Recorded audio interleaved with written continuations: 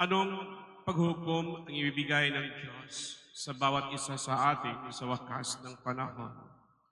Ang gantimpala ba na siyang buhay na walang hanggan o ang kaparasahan na siyang kalungkutan na walang hanggan dahil hindi makapiling ang Diyos? Mga kapatid, alam natin na sa araw-araw nating pamumuhay ang ating pananampalataya ay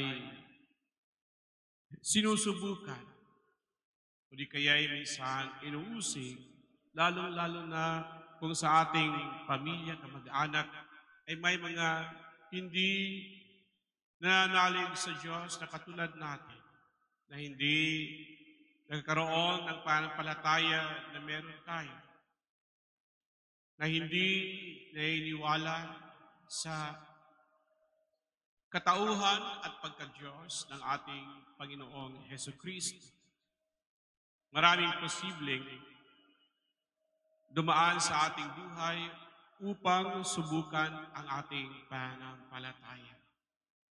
Kaya karamihan sa atin o marami sa ating mga kapatid sa pananampalataya na nahulog sa bitag ng kasinungalingan at iniwanan ang pananampalatayang kanilang natanggap na siyang mula pa sa kanilang kaninunuan. Kaya sinasabi sa atin ng Panginoon na magkaroon tayo ng matatag na paniniwala sa Diyos. Manalig tayo ng Kanyang banal na Espiritu ay patuloy na luluhog at maging ating tagapamagitan upang hindi tayo mahulog sa kasalanan o kamalian. Alam natin na marami, lalong-lalo na sa ating panahon, na may pag-alinlangan sa kanilang paniniwala at pananampalataya sa Diyos. Maraming nagdududa sa pananampalataya na meron ang simbahang Katoliko. Ngunit kahit ganoon pa man, tayo na may lakas loob na harapin mga pagsubok na ito, ipagpatuloy natin ang ating paniniwala sa Diyos. Maging masinop tayo sa ating pagbibigay ng atensyon sa mga taong hindi naman nagbibigay o nagpapakita ng kanilang pananampalataya sa Diyos. Ngunit ipapakita natin sa kanila ang kung sino at ano tayo bilang mananampalataya at naniniwala sa ating Panginoong Heso Kristo.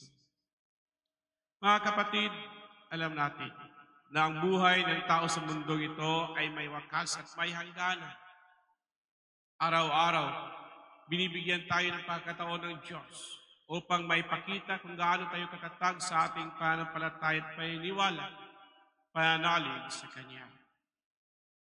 Kahapon nagsimula na naging malumbay ang parokya dahil sa pagkawalat pagyao ng ating kapatid at pinamahal na si Father Efren. Ngunit hindi lamang ang parokyang ito, hindi lamang ang diocese na ito ang siyang nawalan ng isang naglilingkod na matapat sa Diyos.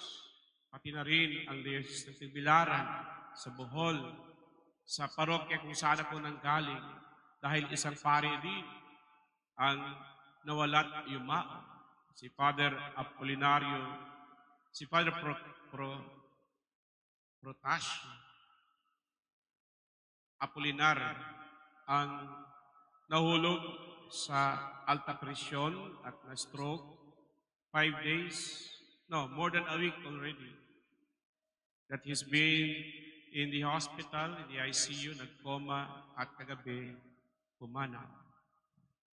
Kaya kahit pa sa mga ganitong klaseng pagsubok, hirap at kalungkutan sa ating buhay, huwag tayong mawalan ng pananalig sa Diyos.